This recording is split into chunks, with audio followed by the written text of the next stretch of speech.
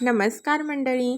मागच्या वेळी आपण जेठालालच्या आवडीची जिलेबी बनवली होती, पण जिलेबी फाफड्याशिवाय अपूर्णच आहे. म्हणूनच आज आपल्या गोकुळधाम रेसिपी सिरीजचा दुसरा सुपरहिट पदार्थ आहे गरमागरम आणि कुरकुरीत फाफडा.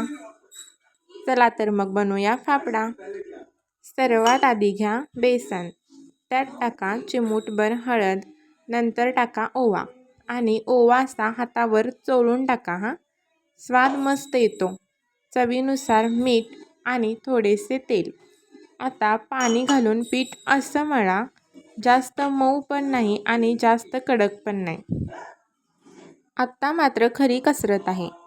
पिठाचा गोळा घ्या आणि तळ हाताने असा पुढे सरकवा की एकदम परफेक्ट. जर आपला पहिला फाफडा तुटला तर टेन्शन घेऊ नका.